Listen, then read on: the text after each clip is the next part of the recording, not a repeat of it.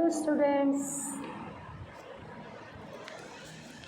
in this video we will continue our science chapter 10,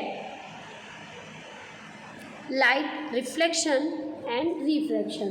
तो इसके first part में हम रिफ्लेक्शन के बारे में पढ़ चुके हैं। सेकेंड पार्ट में हम रिफ्रैक्शन टॉपिक स्टार्ट कर रहे हैं। रिफ्रैक्शन ऑफ लाइट क्या होता है? कभी आपने ऐसा देखा है कि दो ट्रांसपेरेंट मीडियम हो, सपोज जैसे हमने एक कांच का गिलास ले लिया और उसमें वाटर डाल दिया, राइट, हाफ ग्लास तक रख दिया है और उसमें एक हम पेंसिल खड़ी कर देते हैं, राइट। तो जब हम उसमें पेंसिल डालते हैं तो जहाँ पर वो दो सरफेस होते हैं ना, एयर और वाटर के बीच की लाइन, वहाँ से वो पेंसिल हमें क्रैक दिखाई देती है। उसका रीज़न पता है क्यों होता है ऐसा? ऐसा इसलिए होता है क्योंकि वो जो रिफ्रैक्शन होता है दो सरफेस में, वो जब एक मीडियम से दूसरे मीडियम में एंटर होता है तो वो वहाँ से थोड़ा बेंट हो जाता है। अब इसको हम साइंटिफिक लैंग्वेज में पढ़ लें। Transparent medium when a light travel from one medium to another refraction takes place. तो वहाँ पर रिफ्रैक्शन होगा और रिफ्रैक्शन होने की कंडीशन क्या है कि लाइट रेज जो हैं as it move from one medium to another medium, वो एक मीडियम से दूसरे मीडियम में जब एंटर होती है तो वो थोड़ा बेंट हो जाती है अपने पाथ से।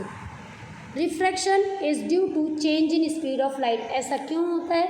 क्योंकि अलग अलग मीडियम में जो लाइट की स्पीड है वो डिफरेंट होती है।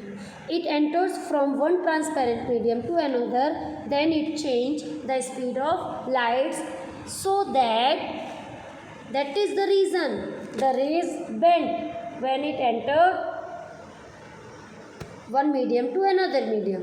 इसमें भी दो सिचुएशंस होती हैं कि जो लाइट रेज बेंड हो रही है from one medium to another medium, या तो टूवर्ड्स नॉर्मल होंगी या अवे फ्रॉम नॉर्मल होंगी। जैसे कि हम नॉर्मल के बारे में पढ़ चुके हैं लॉ ऑफ रिफ्लेक्शन में। जो स्पीड होगी लाइट की वो डिक्रीज़ होगी कब? जब बीम ऑफ लाइट ट्रेवल करती है rare medium to denser medium. Rare medium मतलब हॉट और डेंसर इट मीन्स कोल्ड। तो जब जैसे कि रेयर और डेंसर का एग्जांपल हम देख सकते हैं, जब हम रोड पे चलते हैं गर्मी में तो हमें थोड़ी दूर पे पानी भरा हुआ दिखाई देता है, बट एक्चुअली वो पानी नहीं होता है। तो जो रोड का सरफेस होता है ज़्यादा हीट होने से वो रेयर मीडियम हो जाता है और ऊपर का जो मीडियम होगा वो क्या होता है? डेंसर। तो यहाँ पर सेम एज जैसे वाटर ले लो, वाटर का सरफेस ले लेते हैं, उसमें भी रेयर और डेंसर मीडियम होता है। तो इसका लॉजिक से हमें क्या पता चलता है कि जब इंसिडेंट रे वन मीडियम से यानी rare medium to denser medium में जाती हैं तो वो टूवर्ड्स द नॉर्मल बेंड होती है, right. Same as when rays travel from denser to rarer medium it bends away from normal, यानी नॉर्मल से दूर चली जाती है। इन दोनों डायग्राम में आप ये डिफरेंस देख सकते हैं। Some commonly observe phenomena due to refraction. कुछ ऐसे ऑब्जर्व है फिनोमिना है रिफ्रैक्शन की। First, the stone at the bottom of water tub appear to be raised. अगर पानी में टब में हमने पत्थर डाला हुआ है तो वो पत्थर हमें कैसा दिखाई देता है कि वो रेज हो रहा है।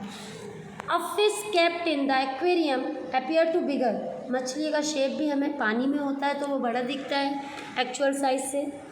पेंसिल पार्शियली इमेज, अभी जैसे मैंने आपको एग्जांपल बताया था, in water appears displace interface air and water, वहाँ से डिस्प्लेस दिखाया गया है। आप ये घर में ऑब्जर्व कर सकते हैं। Refraction through a rectangular slab. अब हम स्लैब से रिफ्रैक्शन के बारे में पढ़ेंगे। ये हमारा KLMN, ये एक ट्रांसपेरेंट स्लैब है ग्लास का। इस स्लैब में लाइट रेज चेंज होती है।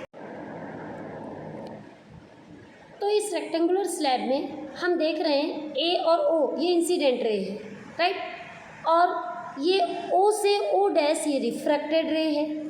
अगेन ये बाहर जब निकलती है O dash two B that is emergent ray, right. इससे हमें क्या पता चलता है कि पॉइंट ऑफ इंटरफेस जो है वो O डैश है, वो ट्रांसपेरेंट मीडियम ग्लास, ऊपर का मीडियम रेयर है एयर, और ग्लास को डेंसर मीडियम बोला गया। और वापस से जब लाइट रेज बाहर निकलती है तो वो वापस क्या हो जाती है?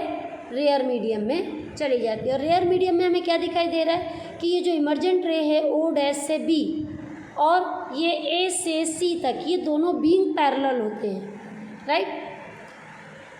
अब इसका एक्सप्लेनेशन एक बार हम देख लेते हैं। जब लाइट रेज इंसिडेंट होती है ए ओ से, वो पास होती है rare medium to a denser medium. Glass का जो होगा ओ पॉइंट्स, वहाँ से वो बेंट हो जाएगी टुवर्ड्स द नॉर्मल, अंदर की ओर। क्यों? क्योंकि रेयर टू डेंसर में जा रहा है। और जब सी और डी रे एंटर होती है डेंसर मीडियम से ग्लास में, तो वापस से वो नॉर्मल से अवे चली जाती है रेस, जिसको हम इमर्जेंट रे बोलते हैं, राइट। तो ये जो ओ डैश है, रिफ्रैक्टेड रे है, अब काम करेगी एज अ इंसिडेंट, और ओ बी इमर्जेंट रे हो जाएगी। इंसिडेंट रे एक्सटेंड करता है सी को और ऑब्जर्व करते हैं emergent ray O dash B. ये बीइंग पैरेलल होगी इंसिडेंट रे से, जैसा कि अभी मैंने आपको डायग्राम में बताया। When a ray of light incident normally to the interface of two medium, it will go straight. जब लाइट रेज नॉर्मली इंसिडेंट होती है दो मीडियम के बीच में, तो वो without any deviation, same medium में होगा तो एनी डेविएशन वो क्रॉस कर जाएगी। लॉ ऑफ रिफ्रैक्शन, जैसा कि हम लॉ ऑफ रिफ्लेक्शन पढ़ें, same as law of refraction भी होता है। लॉ ऑफ रिफ्रैक्शन में the incident ray, refracted ray and the normal to the interface of two transparent medium, मतलब जिस टू ट्रांसपेरेंट मीडियम में ये रेज मिल रही हैं पॉइंट ऑफ इंसिडेंस में और lie on the same plane, ये थोड़ा थोड़ा रिफ्लेक्शन के जैसा ही है। And second one, the sine angle of incident मतलब sine I and sine angle of reflection यानी साइन आर, इनका जो रेशियो होगा that are constant. Ratio of sine angle of I and sine angle of R equals to constant. For given colour pair of media, law of reflection is known as Snell's law. इस law को, law of refraction को ही हम Snell's law भी बोलते हैं, right. Constant का मतलब होता है विच नेवर चेंज। तो रिफ्रैक्टिव इंडेक्स जो होता है इसका पेयर में, वो रिफ्रैक्टिव इंडेक्स सेकेंड मीडियम के रिस्पेक्ट में फर्स्ट मीडियम यानी sine I upon sine R है। It means second to one यानी मीडियम ऑफ टू, और रेशियो में जाएगा मीडियम ऑफ वन। तो इसको हम किस तरह से लिखते हैं, n to 1। इसका 2 1 का मतलब from for second medium and for the first medium यानी सेकेंड टू फर्स्ट। अब रिफ्रैक्टिव इंडेक्स क्या होता है ये भी हम पढ़ लेते हैं। Refractive index, it means refractive index of a glass respect to air given by the ratio of speed of light, यानी स्पीड ऑफ लाइट जो अलग अलग मीडियम में डिफरेंट होती है उनके रेशियो को हम रिफ्रैक्टिव इंडेक्स बोलेंगे। सपोज जैसे कि यहाँ पर हमने एयर और ग्लास का एग्जांपल लिया है। ग्लास हमारा सेकेंड मीडियम है और एयर हमारा फर्स्ट, तो हमने NGA लिया है यानी G अपॉन A रेशियो हो गया।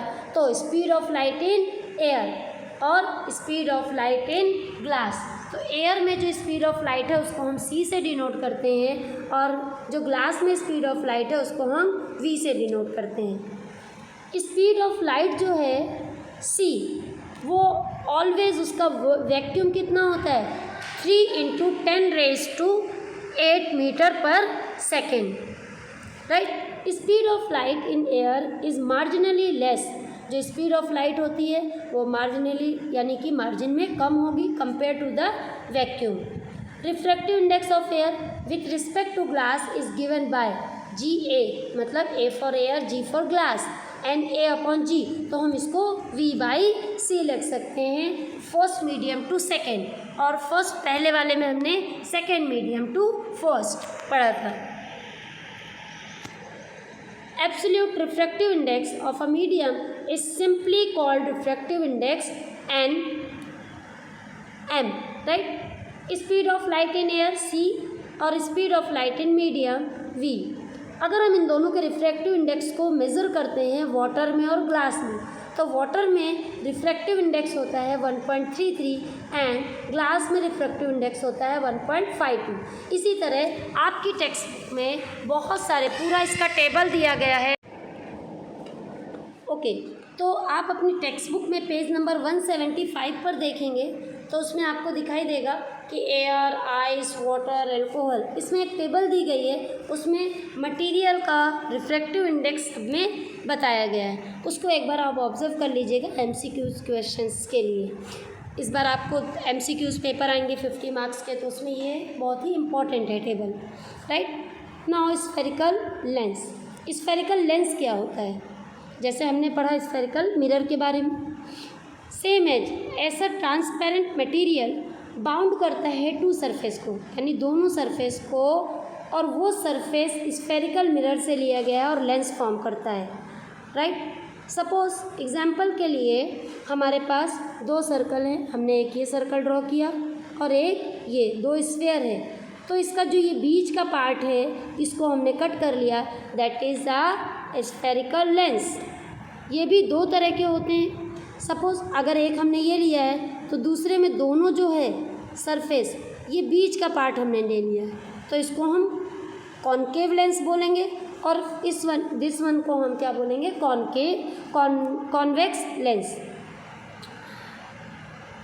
राइट। तो जो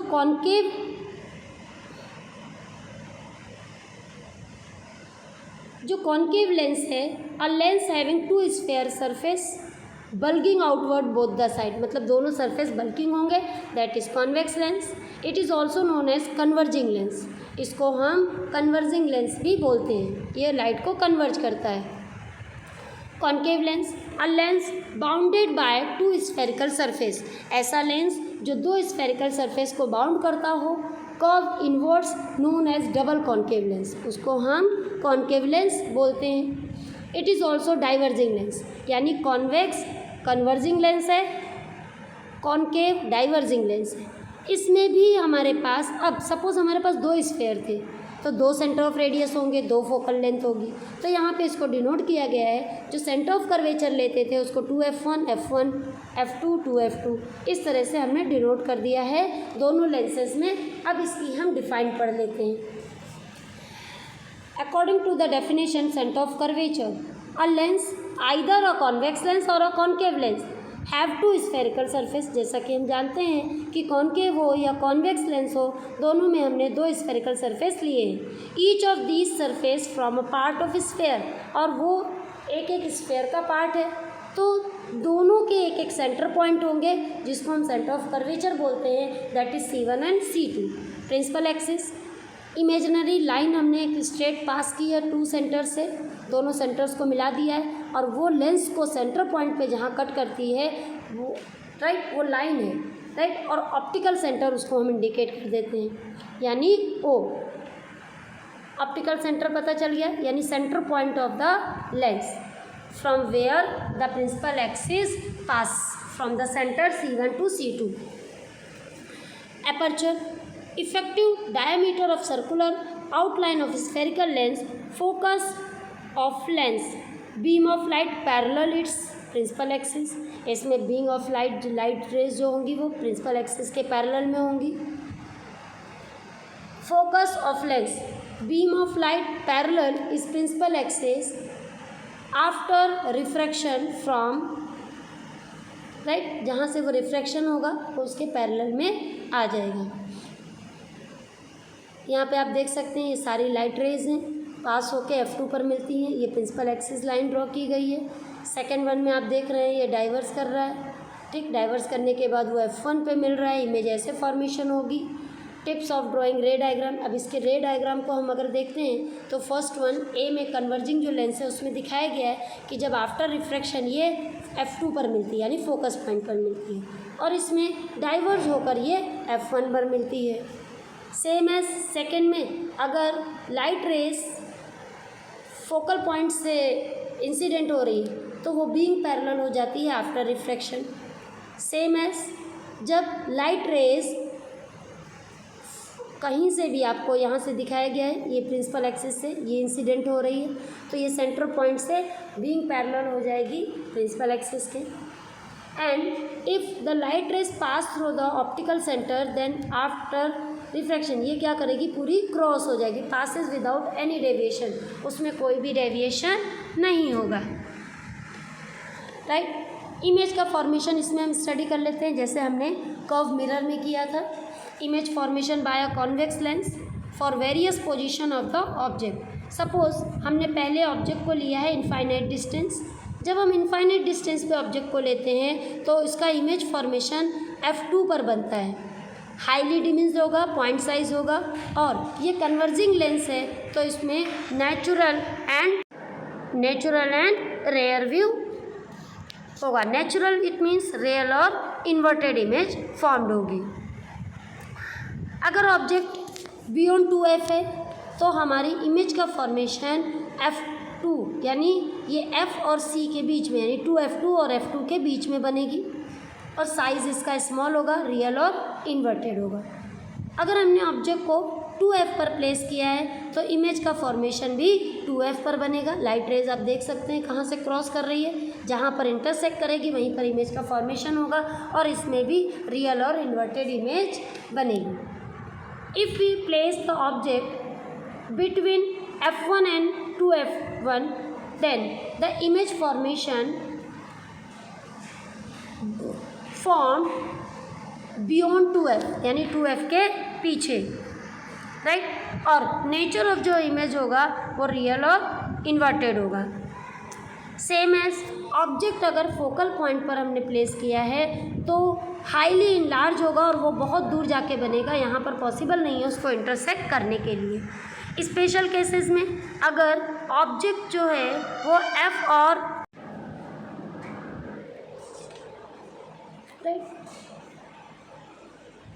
तो हम स्पेशल केस में क्या देख रहे थे कि जो ऑब्जेक्ट है अगर f1 और o के बीच में प्लेस किया गया है तो वो back side of the lens कहीं मिलेगा ही नहीं, और उसका जो इमेज होगा वो वर्चुअल और इरेक्ट बनाएगा, और साइज़ जो होगा वो बहुत बड़ा होगा, और बिहाइंड द ऑब्जेक्ट उसकी इमेज फॉर्म होगी on the same side of the object. Object के साइड में ही उसकी इमेज का फॉर्मेशन होगा।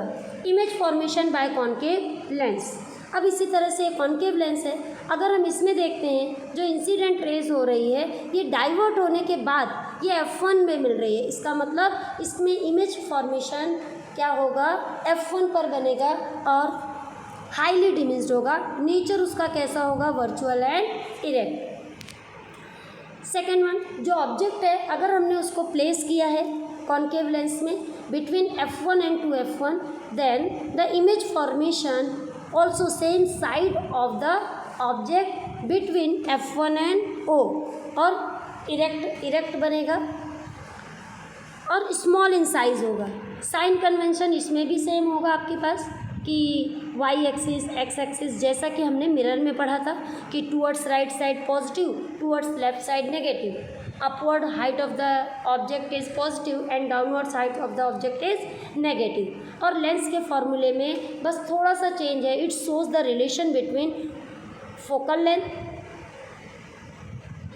Distance of image and object distance, right. इसके बीच में रिलेशन शो करता है, बस इसमें क्या आएगा, माइनस का साइन आएगा, और मिरर फॉर्मूले में प्लस का आता है। बाकी फोकल लेंथ आपका r/2 ही होगा। मैग्नीफिकेशन जैसा कि हमने उसमें पढ़ा था, उसमें ऑलवेज नेगेटिव आ रहा था, यहाँ पर पॉजिटिव आएगा। मैग्नीफिकेशन जो है height of the image h' और ऑब्जेक्ट का h, इन दोनों से हम रेशियो से लेते हैं, और h' मतलब v और h इट मीन्स u। जो हाइट इमेज है फॉर्म प्रिंसिपल एक्सिस, h' को हमने लिया हाइट ऑफ इमेज और h को लिया है हाइट ऑफ प्रिंसिपल एक्सिस। अब इन दोनों इक्वेशन से हम इसका सॉल्यूशन निकाल सकते हैं। m is equal to h' upon h equals to v/u। If magnitude of m greater than 1, m equal to 1 और m लेस देन 1, तो सेम एज अगर m इज़ ग्रेटर देन 1 है मतलब इमेज मैग्नीफाइड होगी, m equals to 1 है तो same size होगी, m less than 1 है तो ये डिमिन्स्ड होगी। इसकी भी कुछ टिप्स हैं लर्न करने की। ऑलवेज ऑब्जेक्ट की हाइट पॉजिटिव लेते हैं, इमेज की हाइट नेगेटिव लेते हैं अगर रियल है, और वर्चुअल है तो positive. Object distance optical centre से u लेते हैं और इमेज डिस्टेंस ऑप्टिकल सेंटर से v लेते हैं, तो u ऑलवेज नेगेटिव होगा, u जो है वो नेगेटिव होगा। रियल इमेज में पॉजिटिव लेंगे और वर्चुअल इमेज में नेगेटिव। फोकल लेंथ भी सेम है, फोकल लेंथ हम इमेज से ही काउंट करेंगे, always positive in convex lens और always negative in concave lens. Power of lens, power of lens क्या है? Reciprocal of focal length is known as power of lens. Degree of convergence और divergence of a light rays achieve करता है lens, that is known as power of lens. F is equal to P is equal to 1/f। P it means power of lens, F it means focal length. If F is given in centimeter, अगर F centimeter में लेते हैं तो 1 metre के place पर 100 centimetre आ सकता है। इसकी SI unit for MCQs it is important. SI unit of power of lens is diopter, denoted by D. 1 diopter is equal to 1/1m और 1 diopter equals to 1 meter raised to -1। Power of lens, अगर converging lens है तो F positive आएगा, diverging lens है तो F negative आएगा। If any optical instrument have many lens then net power will be, तो किसी भी पावर उसका क्या होगा, P1 P2 जितने भी पावर ऑफ लेंस हो गए सबको P करेंगे प्लस करेंगे तो वो इक्वल आएगा। इसके साथ यहाँ चैप्टर ख़त्म होता है और इस चैप्टर में कुछ एग्जांपल्स दिए गए हैं, सम्स दिए गए हैं, वो मैं आपको इस चैप्टर के 3rd पार्ट के वीडियो में एक्सप्लेन करूँगी।